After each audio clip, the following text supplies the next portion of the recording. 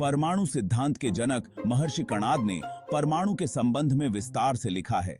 यह बात बाद में आधुनिक युग के अणुविज्ञानी जॉन डाल्टन ने भी मानी।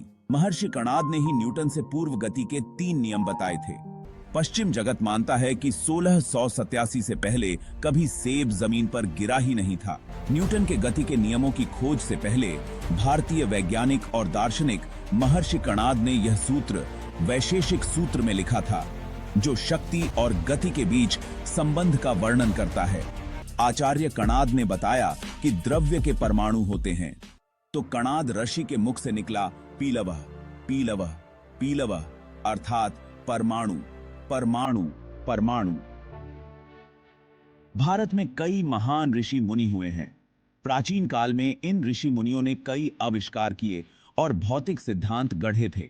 उन्हीं के सिद्धांतों को पढ़कर ही पश्चिमी जगत ने नए सिद्धांत गढ़कर प्रसिद्ध पाई और ये ऋषि मुनि इतिहास के गर्त में खो गए, क्योंकि हर युग की भाषा और शासन अलग रहा है। आओ जानते हैं कि भारत के महान वैज्ञानिक ऋषि कणाद के बारे में खास बातें, जिन्होंने परमाणु सिद्धांत, गति के नियम, गुरुत्वाकर्षण सिद्धांत के साथ साथ परमाणु बम की थ्योरी और भी बहुत कुछ दिया। वीडियो में अंत तक बने रहें। महर्षि कणाद ईसा से 600 वर्ष पूर्व हुए थे, अर्थात बुद्ध और महावीर स्वामी के काल में। महर्षि कणाद वैशेषिक सूत्र के निर्माता, परंपरा से प्रचलित वैशेषिक सिद्धांतों के क्रमबद्ध संग्रहकर्ता एवं वैशेषिक दर्शन के उद्धारकर्ता माने जाते हैं। वे उलूक, काश्यप, पैलुक आदि नामों से भी प्रख्यात थे। महर्षि कणाद का जन्म चरक और पतंजलि से पूर्व हुआ था। परमाणु सिद्धांत के जनक महर्षि कणाद ने परमाणु के संबंध में विस्तार से लिखा है। उन्होंने लिखा है, भौतिक जगत की उत्पत्ति सूक्ष्म अति सूक्ष्म कण परमाणुओं के संघनन से होती है। यह बात बाद में आधुनिक युग के अणुविज्ञानी जॉन डाल्टन ने भी मानी। दूसरा, महर्षि कणाद ने ही न्यूटन से पूर्व गति के 3 नियम बताए थे। सर आइजक न्यूटन ने 5 जुलाई 1687 को अपने कार्य फिलॉसफी नेचुरलिस प्रिंसिपिया मैथमेटिका में गति के इन 3 नियमों को प्रकाशित किया।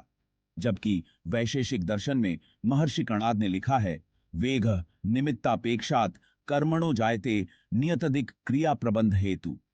वेगः संयोग विशेष विरोधी, अर्थात वेग या मोशन 5 द्रव्यों पर निमित्त विशेष कर्म के कारण उत्पन्न होता है तथा नियमित दिशा में क्रिया होने के कारण संयोग विशेष से नष्ट होता है या उत्पन्न होता है।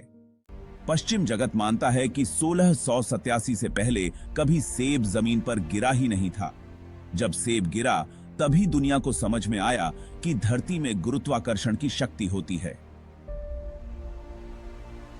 हालांकि इस शक्ति को विस्तार से सबसे पहले भास्कराचार्य ने समझाया था।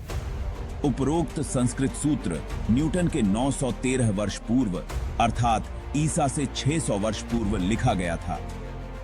न्यूटन के गति के नियमों की खोज से पहले भारतीय वैज्ञानिक और दार्शनिक महर्षि कणाद ने यह सूत्र वैशेषिक सूत्र में लिखा था, जो शक्ति और गति के बीच संबंध का वर्णन करता है। निश्चित ही न्यूटन साहब ने वैशेषिक सूत्र में ही इसे खोज लिया होगा। पश्चिमी जगत के वैज्ञानिक दुनिया भर में खोज करते रहे थे। इस खोज में सबसे अहम चीज जो उन्हें प्राप्त हुई वह थी भारतीय दर्शन शास्त्र। परमाणु बम के बारे में आज सभी जानते हैं। यह कितना खतरनाक है यह भी सभी जानते हैं। आधुनिक काल में इस बम के आविष्कार हैं जे रॉबर्ट ओपेनहाइमर। रॉबर्ट के नेतृत्व में 1939 से 1945 तक कई वैज्ञानिकों ने काम किया और 16 जुलाई 1945 को इसका पहला परीक्षण किया गया। हालांकि परमाणु सिद्धांत और अस्त्र के जनक जॉन डाल्टन को माना जाता है, लेकिन उनसे भी लगभग 913 वर्ष पूर्व ऋषि कणाद ने वेदों में लिखे सूत्रों के आधार पर परमाणु सिद्धांत का प्रतिपादन किया था। विख्यात इतिहासज्ञ टी.एन. कोलेबुरक ने लिखा है कि अणुशास्त्र में आचार्य कणाद तथा अन्य भारतीय शास्त्रज्ञ यूरोपीय वैज्ञानिकों की तुलना में विश्वविख्यात थे। ऋषि कणाद को परमाणु शास्त्र का जनक माना जाता है। आचार्य कणाद ने बताया कि द्रव्य के परमाणु होते हैं। महर्षि कणाद ने परमाणु को ही अंतिम तत्व माना। कहते हैं कि जीवन के अंत में उनके शिष्यों ने उनकी अंतिम अवस्था में प्रार्थना की कि कम से कम इस समय तो परमात्मा का नाम लें। तो कणाद ऋषि के मुख से निकला पीलवः पीलवः पीलवः, अर्थात परमाणु परमाणु परमाणु। आज से 2600 वर्ष पूर्व ब्रह्मांड का विश्लेषण परमाणु विज्ञान की दृष्टि से सर्वप्रथम एक शास्त्र के रूप में सूत्रबद्ध ढंग से महर्षि कणाद ने अपने वैशेषिक दर्शन में प्रतिपादित किया था। कुछ मामलों में महर्षि कणाद का प्रतिपादन आज के विज्ञान से भी आगे है। दोस्तों, प्राचीन भारत आज के भारत से कहीं ज्यादा संपन्न और उन्नत था।